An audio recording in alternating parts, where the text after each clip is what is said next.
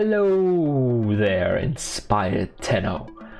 At this point, I have made quite a lot of IR farming videos. Someone might say that I have made too many, but I'll say that I have made just enough. It all culminates in this one moment. It is time to answer the ultimate question relating to IR. Is it even worth it? The thing is that all of the items which are acquirable through this event, the Prime Resurgence, is prime items, and all primed items are tradable, so essentially you could do another farm and then just buy out these items. Is it better to just buy out these items, or is it better to actually farm out the IR? Yes and no. And I'm gonna teach you the perfect strategy to get the most out of your time. With that, let's go ahead and jump over to my spreadsheet. I'm not going to beat around the bush here. I'm just gonna tell it to you straight up. This is the second best way of farming platinum now and here that I have ever seen in this game. When I knew that it was good just from intuition, just looking at the items that I was getting and roughly understanding the value of them. However, when I actually sat down here a couple of hours ago and did the math, did up the numbers, I was shocked to find out just how good it actually is.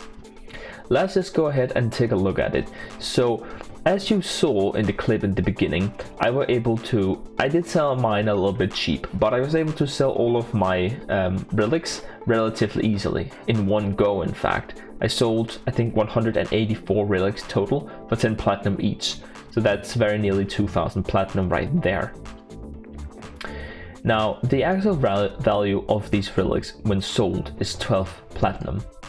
However, you can also open the relics yourself. However, you have to factor in the time that it takes to find a squad to do it with, and the fact that if you're just opening them, then you'll have to buy them as well. Because either it's better to sell them, or else it's better to buy them and then open them. It can never be the fastest method to first farm them and then open them. That doesn't make sense.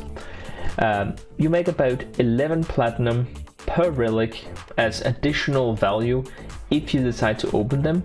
And by the way, this number here is not arbitrary. This is the math, this demon equation, if you want to take a look at it.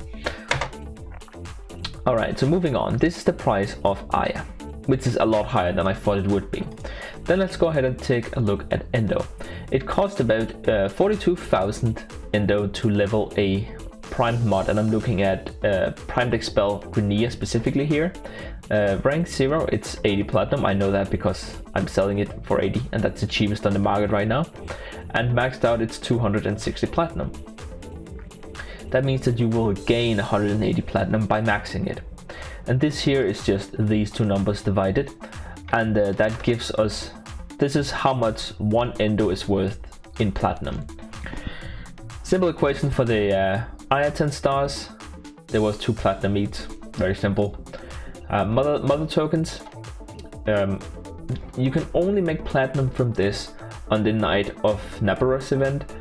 However, you can stockpile for this as much as you'd like and then just, buy all of the items, stockpile them, and then sell them later. This is not instantaneous value, so 175 tokens would give you a Basmo blueprint. The Basmo blueprint is worth 25 platinum, and it can very well still increase, as it is not that long ago that the Night of Nabarus event ended. This means that one token is worth a whopping 14% of 1 platinum. I think that's a little bit more pleasant to look at.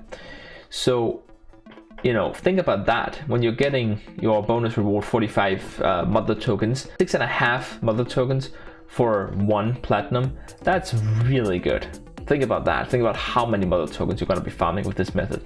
Enough of that. So we have here, Kuva is complicated. I don't want to talk about it. In order to actually describe the value of Kuva, I have to break down the entire ribbon trade, which is outside the scope of this video. Over here we have this little box here.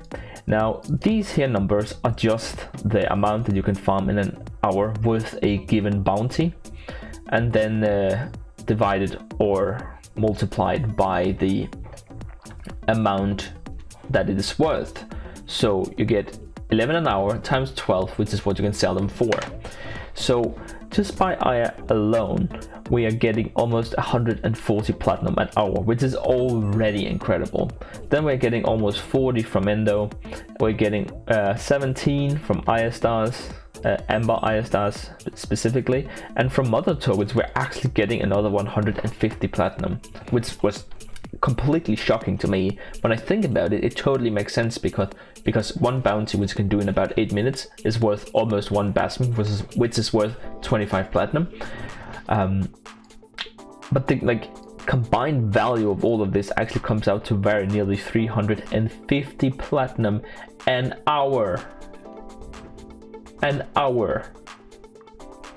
Think about that. Isn't that kind of crazy to you? Isn't that kind of crazy to you? But we're not done. There's one more trick I have to show you. We are here on Warframe.market. If you have any questions relating to the site in terms of how to use it or how to get set up, refer to my previous video. Now here we have Trinity Prime, who were recently unvaulted.